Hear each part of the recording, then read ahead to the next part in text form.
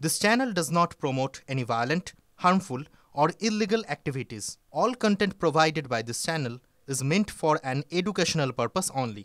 MDH chana masala এখন ছোলা হোক বা বরবটি দানা, সাদা চানা হোক বা কালো, সব রান্নাই হবে অসাধারণ। MDH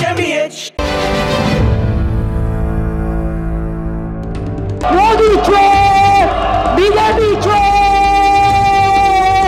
মোদি চোর, বিজেপি চোর, মোদি চোর, বিজেপি চোর। মোদিকে চোর বলবেন না প্লিজ, আমি আপনাদের রিকোয়েস্ট করছি। আমরা তাকে প্রাইম মিনিস্টার হিসাবে সম্মান দিই, তাই মোদি চোর বলি না। মোদি সবচেয়ে বড় চোর, অমিত শাহ বড় চোর।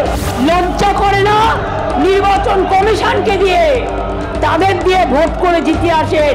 ইলেকশন কমিশন তার চেয়ারটাকে অ্যাকসেপ্ট করে বলি ব্যক্তি হিসেবে তিনি হচ্ছেন অমিত শাহ হাতের পুতুল, পরের পুতুল, যেদিকে নাচাতে দেখি না, যেদিকে নাচাতে দেখি না। হঠাৎ করে বললেন, জাজমেন্ট দিয়ে দিলেন একজন, 15 লক্ষ ওবিসি সার্টিফিকেট ক্যান্সেল না, হবে না। আর একজন বিচারক মহাশয় কেউ রিটায়ার করে বলছে আমি আরএসএস এ ছিলাম, কেউ বলছে আমি আরএসএস এর, কেউ বলছে আমি বিজেপির। এই দিয়ে মানুষের বিচার হবে কোত্থেকে? সব এজেন্সিকে গভর্নমেন্টের ললিপপ করে দিয়েছে। আর্মিটা বাকি ছিল, ভেবেছিলাম আর্মিটা পারবে না। আর্মিকেও যদি মিসইউজ করে এইভাবে, তাহলে নিরপেক্ষতা কোথায় থাকবে? যেদিন বিজেপি কালকে থাকবে না, তখন এরা কি করবে? কোথায় পালাবে? 1 2 3 4 বিজেপি সবচেয়ে বড় চোর। আজকে চোরের মায়ের বড় গলা, আমি একাই 100, আমি একাই 100। আমাদের মুখ্যমন্ত্রী একাই 100, কোনো কিছুকেই পরোয়া করেন না। নির্বাচন কমিশন, প্রধানমন্ত্রী, সেনাবাহিনী, আদালত, কোনো কিছুকেই তিনি পরোয়া করেন না। যা বলার খোলাখুলি বলে দেন।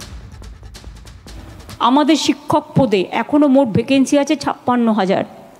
আমরা অনেক সময় করতে চাইলেও আইনের জটিলতায় যারা আইনটাকে বেলাইন করে দেয়, এটা আমি কোর্টকে দোষ দেবো না, আমাদের মতো কিছু কিছু লোক আছে, তারা চলে যায় কোর্টে, সব স্টে করে দাও। এই যে টিচারদের অনেকের চাকরি চলে গেছে, আপনারা কি ভাবছেন আমি মানসিকভাবে এতে খুশি? নো। যারা চাকরি করতো, যাদের আনটেন্টেড, তাদের জন্য অলরেডি আমরা প্রসেস শুরু করে দিয়েছি। এখানে আমাদের হাত পা বাঁধা, কিন্তু আমরা যেটা করতে পারি সেটা হচ্ছে আমরা তাদের অ্যাডভান্টেজ দিয়েছি যাতে পরীক্ষা দিয়ে তারা স্বমহিমায় ফিরে আসতে পারে। 2016 সালের এসএসসি পরীক্ষার পুরো প্যানেল, সেই প্যানেল বাতিল হওয়ায় প্রায় 26,000-এর চাকরি গিয়েছে, আপনারা জানেন।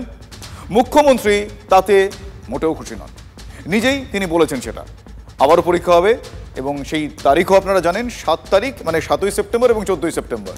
যারা দাগি নন, এরকম চাকরিহারা শিক্ষকদের জন্য কিছু বাড়তি সুবিধা এসএসসি দিয়েছে, আর দাগিদের জন্য শুনুন। যারা বেচারা টিচারিতে কাজ করেও আজকে অযোগ্য প্রমাণিত হয়েছে, এটা আমি আইনের সাথে আলোচনা করছি।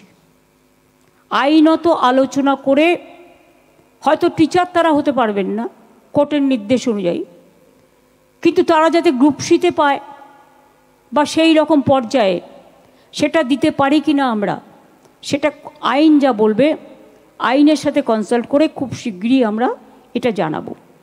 আমি কাউকে হতাশ হতে বারণ করব, তার কারণ আমাদের সরকার হচ্ছে মানবিক সরকার এবং আমাদের দৃষ্টিভঙ্গি অলওয়েজ আমরা পলিটিক্যালি দেখি না, আমরা মানবিকভাবে দেখি। তাহলে অঙ্কটা কি দাঁড়ালো? যারা দাগি বলে চিহ্নিত নন, তাদের পরীক্ষায় বসতে বয়স আর অভিজ্ঞতায় ছাড়। দাগি বলে চিহ্নিতদের অন্য চাকরি নিশ্চিত করার ভাবনা এক্ষেত্রে সামনে আসছে। শুনুন। মাননীয় মুখ্যমন্ত্রী তিনি মানবিক। এখন আমরা তার রাজ্যের ভুক্তভোগী চাকরিহারা যোগ্য শিক্ষক, তিনি অযোগ্যদের পাশে আছেন, এ তো বারবার প্রমাণিত হয়েছে। আজকে আমাদের চাকরি চলে যাওয়ার কারণ তো ওটাই।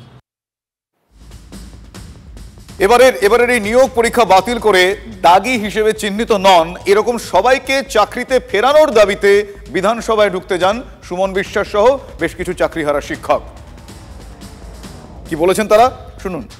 এই যে পরীক্ষা নেওয়া হচ্ছে, এই পরীক্ষা যোগ্যদের তালিকা প্রকাশিত হলে এই পরীক্ষার প্রয়োজনীয়তা নেই। মাননীয় মুখ্যমন্ত্রী তিনি এই পরীক্ষা স্থগিত করুক, যোগ্যদের নির্ভুল নিখুঁত তালিকা প্রকাশ করুক।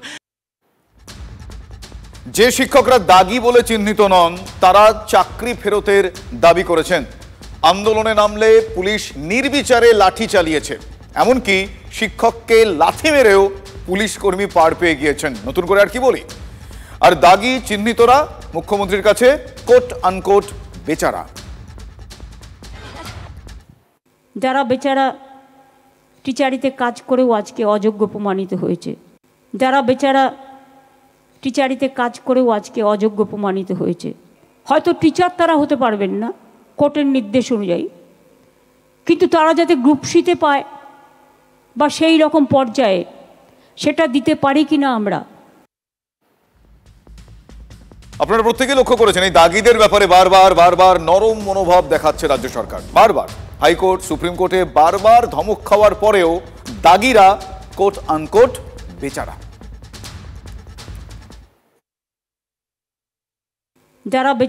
যারা বেচারা টিচারিতে কাজ করেও আজকে অযোগ্য প্রমাণিত হয়েছে। হয়তো টিচার তারা হতে পারবেন না কোর্টের নির্দেশ অনুযায়ী, কিন্তু তারা যাতে গ্রুপ সিতে পায় বা সেই রকম পর্যায়ে সেটা দিতে পারি কি না আমরা। আমি কাউকে হতাশ হতে বারণ করব, তার কারণ আমাদের সরকার হচ্ছে মানবিক সরকার। কারা দাগি? সিবিআই তদন্তে যে সামান্য নথিপত্র পেয়েছে তার ভিত্তিতে যারা বেআইনি রাস্তায় চাকরি পেয়েছিলেন তাদেরকেই দাগি চিহ্নিত করা হয়েছে। আর সেই দাগিদের বাঁচাতে বারবার সরকার কোর্টে গিয়েছে।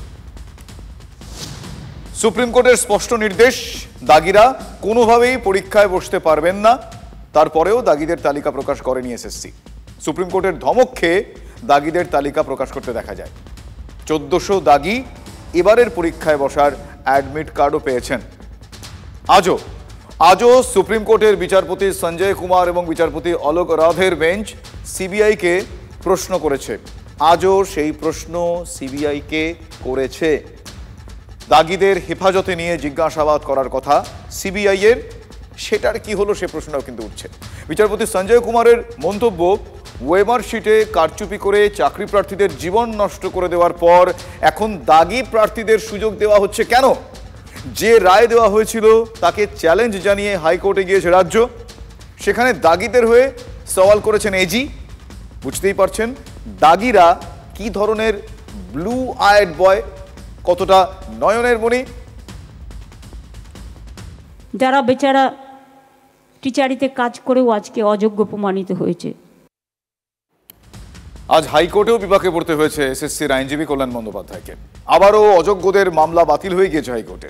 দাগিদের পরীক্ষায় বসার সব আবেদন খারিজ করে দিয়ে বিচারপতি তপব্রত চক্রবর্তী এবং বিচারপতি ঋতব্রত মিত্রর ডিভিশন বেঞ্চ এই বিষয়টা খোলসা করে দিয়েছে, স্পষ্ট জানিয়ে দিয়েছে। বিচারপতি তপব্রত চক্রবর্তীর প্রশ্ন আপনাদের এক এক করে বলি। যেখানে সুপ্রিম কোর্ট বলেছে দাগিদের কোনোভাবেই পরীক্ষায় বসার সুযোগ দেওয়া যাবে না, সেখানে কি করে এসএসসি তাদের অ্যাডমিট কার্ড দিল? সুপ্রিম কোর্ট বলছে এই দাগিদের জন্যই এত বড় কেলেঙ্কারি। কিছু বক্তব্য সেগুলো একবার শোনাই। এসএসসির পক্ষ থেকে কল্যাণ বন্দ্যোপাধ্যায় আইনজীবী তিনি বলেন এত লক্ষ আবেদন ছিল যার জেরে কয়েকটা ভুল হয়েছে, কয়েকজন অযোগ্যদের কাছে অ্যাডমিট কার্ড চলে গেছে। আর এতেই অত্যন্ত বিরক্ত হয় ডিভিশন বেঞ্চ। বিচারপতি তপব্রত চক্রবর্তীর বক্তব্য, তাহলে তাদের কার্ড গোড়ায় তোলা হবে না কেন যে সমস্ত অফিসাররা এই ভুল করছেন? সুপ্রিম কোর্ট আর হাইকোর্টের অর্ডার অনুযায়ী কোনো দাগি, কোনো অযোগ্য এই পরীক্ষায় বসতে পারবে না। এটা সুপ্রিম কোর্ট বারংবার বলে দিয়েছে, হাইকোর্টও বলেছে, আজকেও ডিভিশন বেঞ্চ সেটাই বললেন যে কোনো দাগি এই পরীক্ষায় বসতে পারবে না। সুপ্রিম কোর্ট কি বলছে? সুপ্রিম কোর্ট বলছে এই দাগিদের জন্যই এত বড় কেলেঙ্কারি। তারপরেও দাগিদের জন্য কেন লড়ে যাচ্ছে সরকার, কেন লড়ে যাচ্ছে এসএসসি? কেন সেই দাগিদের বিকল্প চাকরি দিতে মুখ্যমন্ত্রী উঠে পড়ে লেগেছেন? যারা দাগি নন তাদের জন্য তো এত দরদ নেই।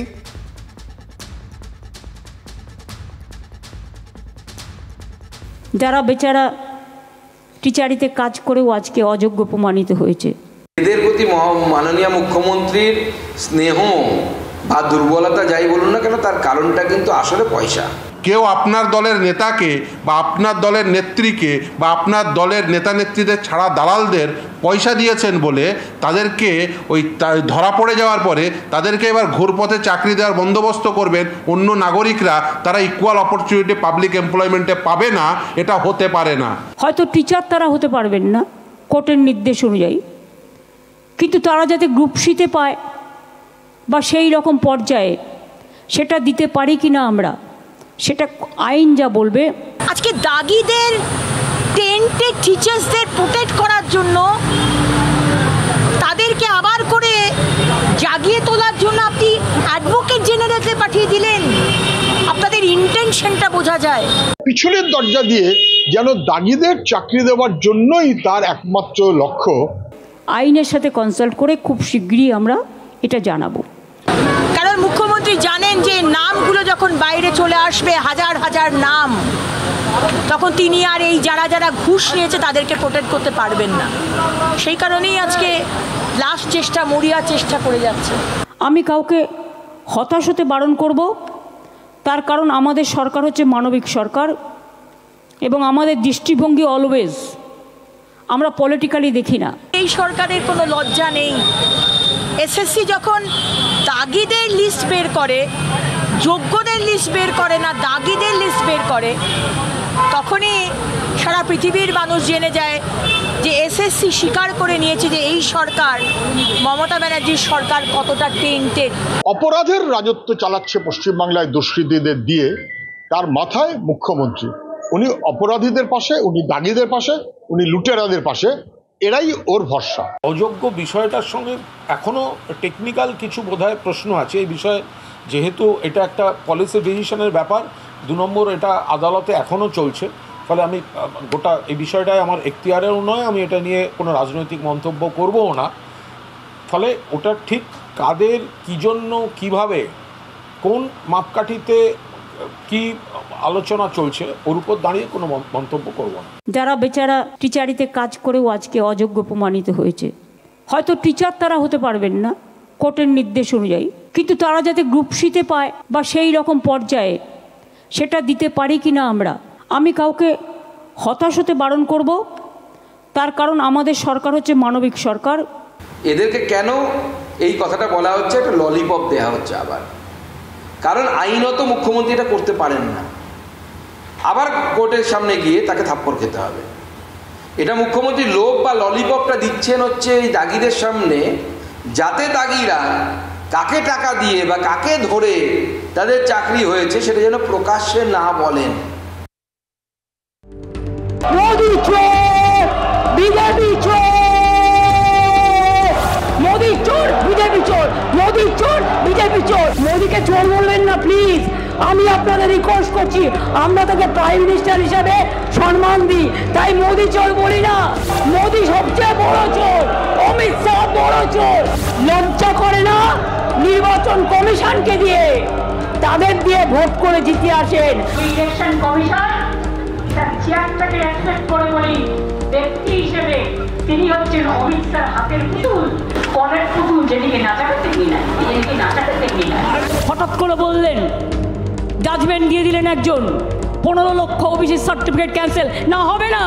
আর একজন বিচারক মহাশয়, কেউ রিটায়ার করে বলছে আমি আরএসএস এ ছিলাম, কেউ বলছে আমি আরএসএস এর, কেউ বলছে আমি বিজেপির। এই দিয়ে মানুষের বিচার হবে কোত্থেকে? সব এজেন্সিকে গভর্নমেন্টের ললিপপ করে দিয়েছে। আর্মিটা বাকি ছিল, ভেবেছিলাম আর্মিটা পারবে না। আর্মিকেও যদি মিসইউজ করে এইভাবে, তাহলে নিরপেক্ষতা কোথায় থাকবে? যেদিন বিজেপি কালকে থাকবে না, তখন এরা কি করবে? কোথায় পালাবে? 1, 2, 3, 4 বিজেপি সবচেয়ে বড় চোর। আজকে চোরের মায়ের বড় গলা, আমি একাই 100, আমি একাই 100। বেলুড়ে বিজেপির পথ অবরোধ ঘিরে ধুন্ধুমার, পুলিশের সঙ্গে বিজেপি কর্মীদের ধস্তাধস্তি। বিধানসভায় মার্শাল দিয়ে বিজেপি বিধায়কদের নিগ্রহের অভিযোগে বেলুড়ের গিরিশ ঘোষ রোডে অবরোধ বিজেপির কর্মী সমর্থকদের। পুলিশ অবরোধ তুলতে গেলে ধস্তাধস্তি বেঁধে যায়।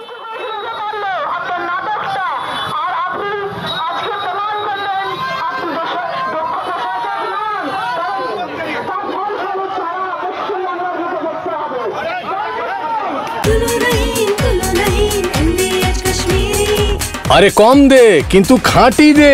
MDH কাশ্মীরি লাল লঙ্কার গুঁড়ো। MDH